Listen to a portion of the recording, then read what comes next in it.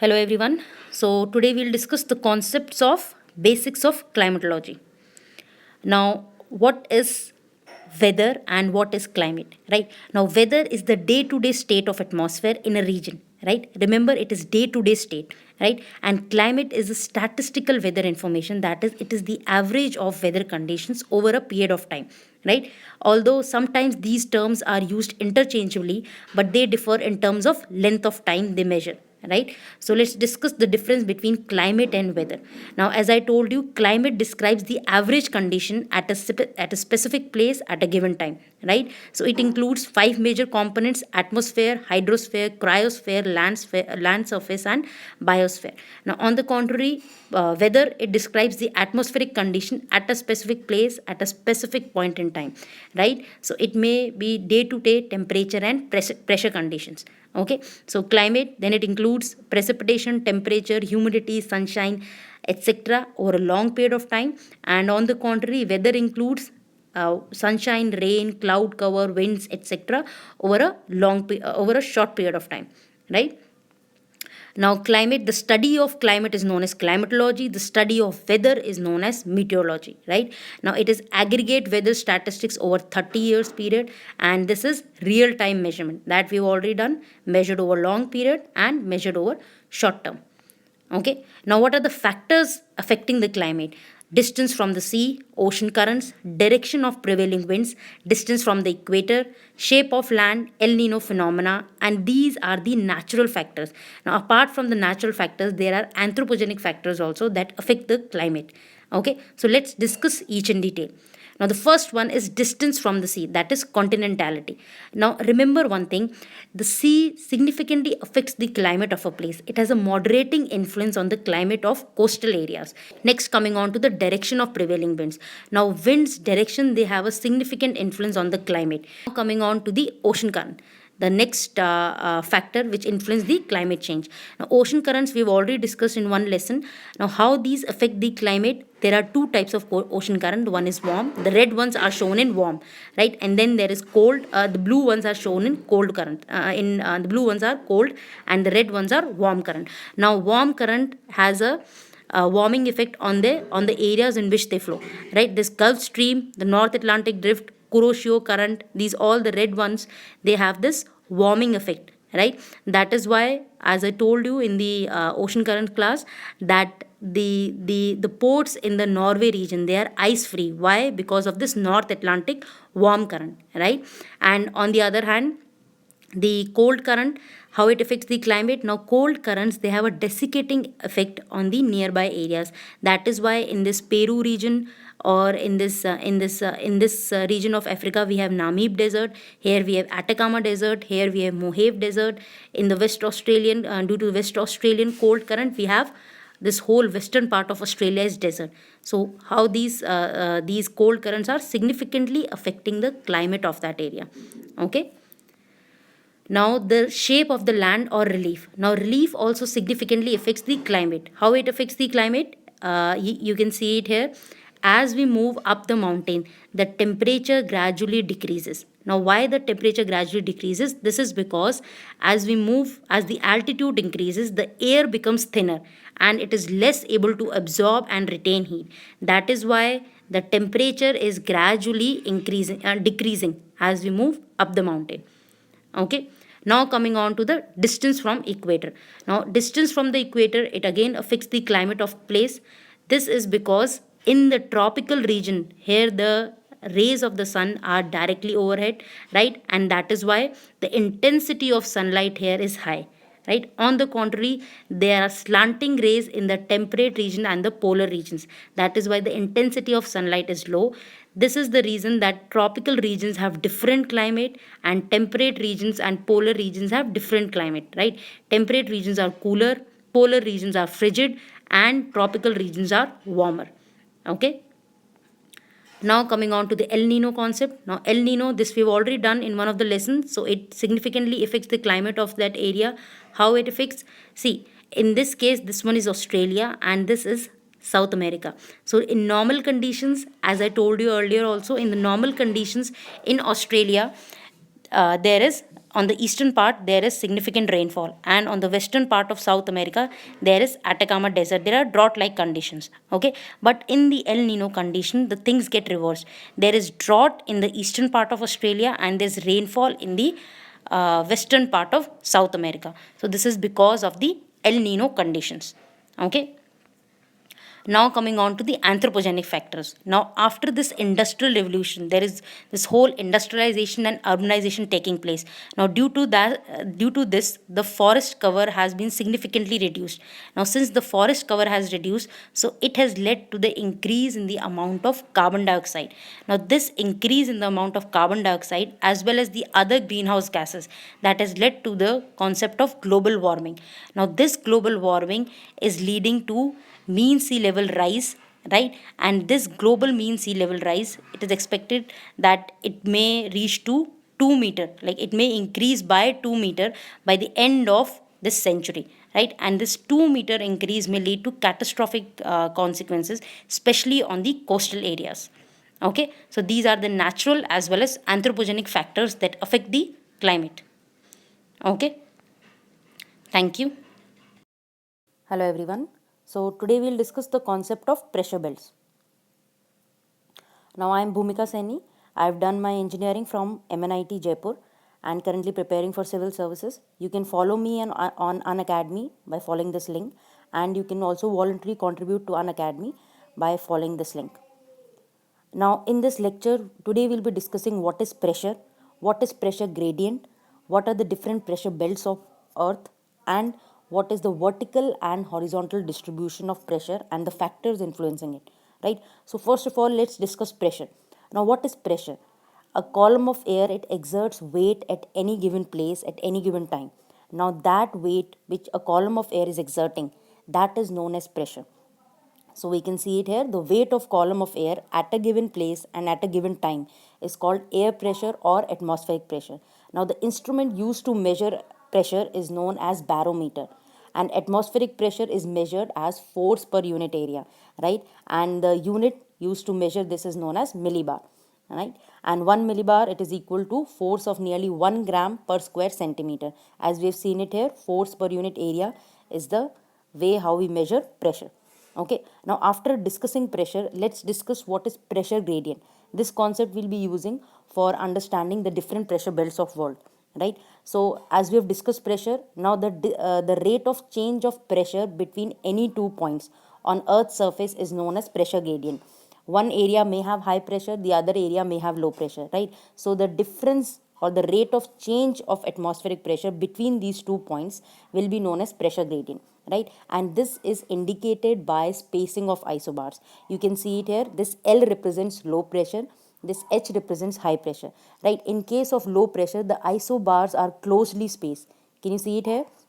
In case of high pressure, the isobars are widely spaced, right? So closing space of isobars indicate a strong pressure gradient, while wide space suggests a weak gradient. Okay. Now let's discuss the vertical and the horizontal distribution of pressure. Okay, so the columnar distribution of atmospheric pressure is known as vertical distribution. See, if we go up the mountain, what happens? The pressure of air reduces, right? And as we come down the mountain, the pressure of air increases. Why this is so? Because as we've studied that what is pressure? Pressure is weight of air column exerted at any given place, right? Now what happens? The mass of air above in the column of air, it compresses the air under it, right? Hence the lower layers, that is the low altitude region, will have more dense layers than the upper layers, right? And as a result, the lower layers of atmosphere, they have higher density and they have high pressure, right? On the contrary, the higher layers are less compressed, that is why they have low density and low pressure. So as we move up the mountain, we have low pressure, the pressure gradually reduces, and as we move down the mountain, the pressure increases. You can see it here, the altitude with altitude versus pressure graph. As the altitude, this in the x, on the x-axis we have altitude, on the y-axis we have pressure. So as the altitude is increasing, the pressure is gradually decreasing, right? So this is as such inversely related. Now coming on to the horizontal distribution of pressure. Now the factors responsible for variation in the horizontal distribution of pressure are: one is air temperature, the other one is Earth's rotation, the third one is presence of water vapor. Now we'll discuss each in detail. So the first one is air temperature. Now in this, Earth, as we know, Earth is not uniformly heated. Why? Because there is unequal distribution of insolation. You can see it here. In this equatorial region, there is direct rays of sun, right? So the intensity of sunlight is more here, right? And on the contrary, in the polar regions, what happens? The oblique rays of sun fall, right? And in case of equatorial, the direct rays of sun falls. So what happens? In this region, the temperature is very high. Since the temperature is high, the warm air rises, right? You can see it here, the red one, that is the warm air rises, and at the surface there is low pressure. Now on the contrary, what happens on the polar region? The cold air being denser, it sinks, right? Here the warm air being lighter, it rises. Here the cold air being denser, it sinks, right? And I told you what is pressure: the weight of column, the weight of air column exerted at any given place. So since the air is descending here, that is why high pressure, and since the air is rising here, that is why low pressure. So this air temperature is definitely affecting the horizontal distribution of pressure. Okay. The next one is the Earth's rotation. Now the Earth's rotation, it generates centrifugal force, right? So the low pressure belts of subpolar regions and the high pressure belt of subtropical regions, these are created as a result of rotation.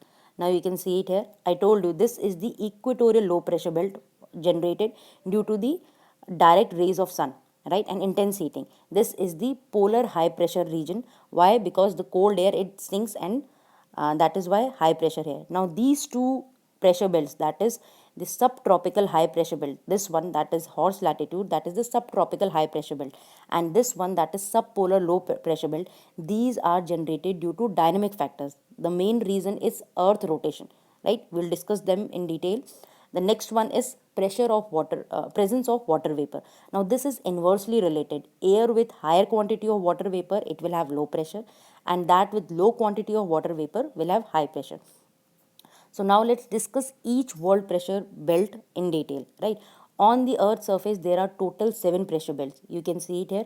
This one is the equatorial low pressure belt, right? This is one pressure belt. Then two pressure belt each in one hemisphere, that is subtropical high pressure belt in northern hemisphere and the one in southern hemisphere.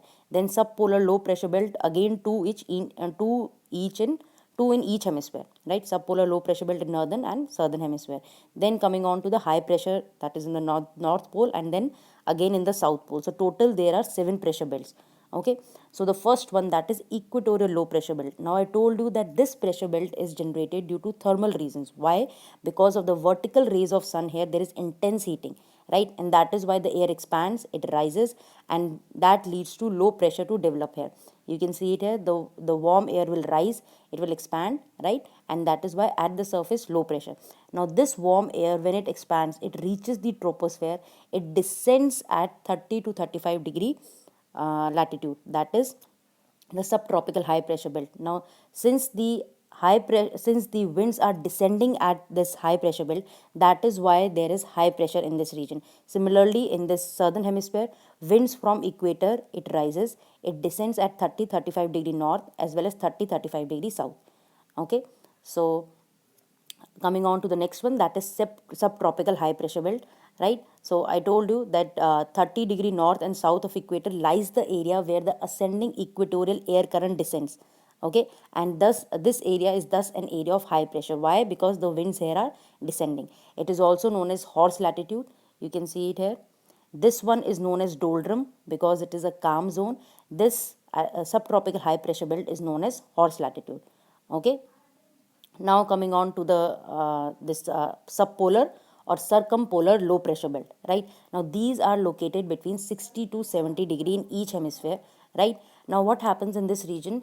This zone is marked by ascent of warm subtropical air over cold polar air blowing from poles, right? Now see, I told you the two pressure belts, the subtropical high pressure belt and subpolar low, these are mainly due to the dynamic reason, that is earth rotation. Here the winds were descending. Now in this region what happens? The warm subtropical air, right, it moves towards the, it meets with the cold polar airs from the poles, right?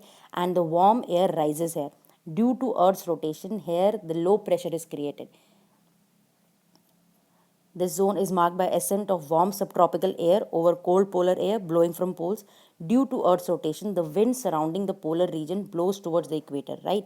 And centrifugal force operating in this region, it creates the low pressure belt, okay? And this region is also marked by violent storms in winter. So the last one, the next one is the polar high pressure areas. As we have already done, that this pressure belt is again thermally induced. Why? Because the sun rays are oblique here, and at the north and south poles between 70 to 90 degree north and south, the temperatures are extremely low, so the winds will be cold. Cold air is denser, so it sinks, right? So the cold descending air gives rise to high pressure over the poles, right? And these are also known as polar high. These regions are characterized by permanent ice caps. Okay, thank you. Hello everyone. So today we'll discuss the concept of cloud formation and its types. I am Bhumika Saini. I have done my engineering from MNIT Jaipur. I have appeared in CSE interview twice, and you can follow me on Unacademy by following this link. So, what are clouds? Now, clouds are floating water particles which are condensed, and these are attached to tiny particles like dust and salt particles, right? But before understanding the concept of clouds, you need to understand three terms. One is evaporation, the second is condensation, and the third one is precipitation, right? Now, what is evaporation? Evaporation means when the state of water it gets changed from liquid to gases, right? So first of all, evaporation takes place. So here the water, it is evaporated in the form of water vapor, right? Now when this water vapor it rises, it cools and expand, right? And if it reaches a level beyond the level of condensation, so this water vapor gets converted into water particles, right? Now these tiny droplets of water, they condense along the hygroscopic nuclei. Hygroscopic nuclei are generally the dust and salt particles. Now it is along these nuclei that these droplets, tiny droplets of water are attached, and this floating condensed water vapor is known as clouds, right? And when the cloud cannot carry any further moisture, it is at that point that this precipitation occurs. So evaporation first, then condensation and precipitation. So you can see it here. Clouds form when the invisible water vapor in the air condenses into visible water droplets or ice crystals. Right? There is water around us all the time in the form of tiny gas particles, that is water vapor, that is after the process of evaporation. Right? And there are also floating particles around in the air, such as salt and dust. These are known as aerosols. So it is along these hygroscopic nuclei that the water vapor condenses in the form of tiny water particles, right? And this water vapor and aerosols, these are constantly bumping into each other, right? And when the air is cooled, some of the water vapor sticks to the aerosols, which then collide. This is known as condensation. So that's what I told you. So first evaporation, then condensation, and then precipitation, okay? And condensation along these hygroscopic nuclei, that is aerosols, okay? And eventually what happens, bigger water droplets form around the aerosol particles, and these water droplets start sticking together with other droplets, and they eventually form clouds, okay? So now, but this cloud formation, see, clouds they form when the air is saturated, right? And it cannot hold any more water vapor.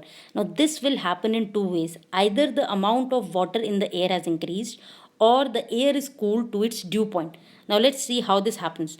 The amount of water in the air increase, for example, through evaporation, right? Now, if the amount increases to the point that the air cannot hold any more water, right? So one case is this, and the second is if the air is cooled to its dew point. Now dew point is the point where condensation occurs, right? And the air is unable to hold any more water.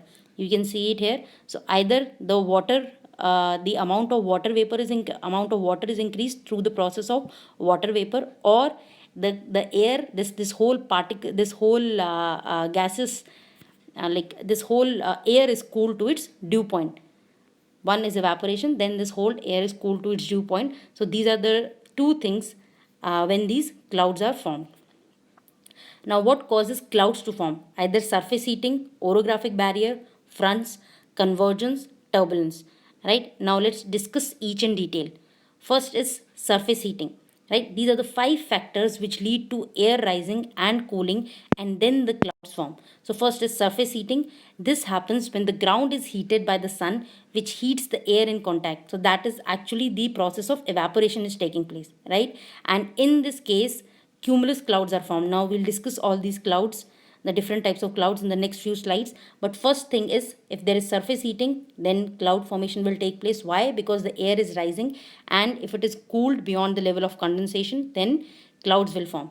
Okay. And the other factor is topography or orographic barrier. Now, if the shape and the features of the area, they can also cause clouds to be formed. Now, suppose if there are mountains or hill, right? So the wind is forced to ascend. You can see it here. If there are, this is the mountain, right? And if the wind is forced to ascend, then also it will cool beyond the level of condensation, and clouds will be formed. Okay. So the orographic barrier or orographic forcing is another reason for cloud formation. The third is fronts. Now, fronts we'll discuss in another lesson. But what are fronts? These fronts are generated when two contrasting air mass they meet or converge, right? Now at that place also clouds are formed when a mass of warm air rise up over a mass of cold dense air. Now these are two contrasting air mass, one is warm and the other one is cold and dense, right? So at that place where fronts are formed, uh, there also clouds are formed. Okay. Then convergence. Now if there is convergence of air flowing from different directions, right, and if these are forced to rise, right, then also these can cause cumulus clouds, and it may cause drizzle. The fifth factor is turbulence. Now, if there is a sudden change in wind speed with height, right, it creates turbulent eddies in air. Now, this happens when there is a when there are tropical cyclone conditions, right? And these are the different factors which may lead to different types, the different shapes, different size, and textures of cloud, right? So, we'll discuss the different types of cloud. Now, the different names of clouds. First, let's understand this. There are stratus clouds, cumulus clouds, cirrus clouds, alto clouds, and nimbo clouds. Now, what does stratus mean? Stratus means layered, a flat layered cloud. You can see it here. These are stratus clouds, right? The next is cumulus clouds. Now, cumulus clouds are this heaped up clouds, and they appear like a cauliflower. You can see it here. These are the cumulus clouds. Then comes the cirrus cloud. Now these are high clouds. These are high altitude clouds, and these are fibrous or wispy in nature. You can see it here. These are the cirrus clouds, right?